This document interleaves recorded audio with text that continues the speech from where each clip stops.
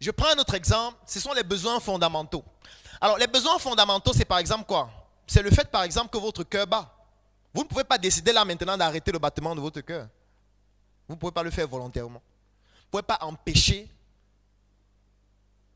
à votre organisme de digérer les aliments. Vous ne pouvez pas empêcher à votre pancréas de sécréter l'insuline volontairement. Vous ne pouvez pas le faire.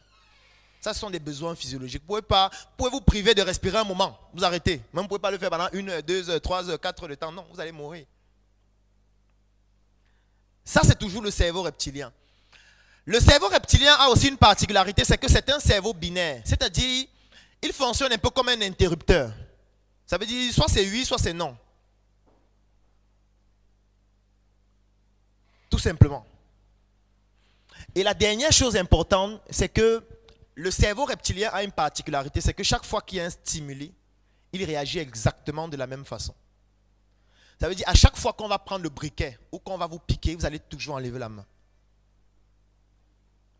Sauf si vous avez une maladie qui est très grave, qui est caractérisée par le fait que vous ne ressentez plus les stimuli. Et c'est une maladie qui est extrêmement grave.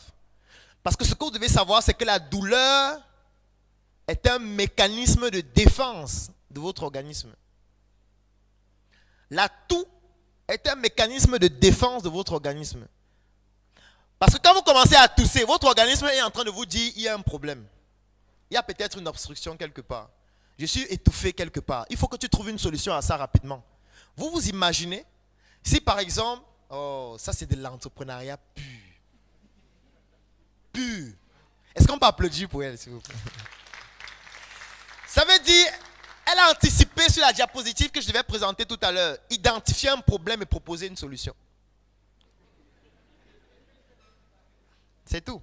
C'est ça l'entrepreneuriat. Maintenant, je vais la voir différemment par rapport à vous. Parce qu'elle vient d'appliquer ce qu'on voit depuis le début, se vendre. Parce qu'elle ne m'a pas vendu ça.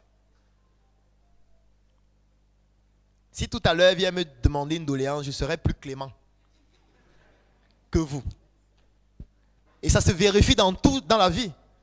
C'est quelqu'un qui vous a apporté quelque chose. Lorsque cette personne est dans le besoin, vous êtes un peu plus sensible par rapport à ceux qui ne vous ont jamais rien apporté. C'est naturel.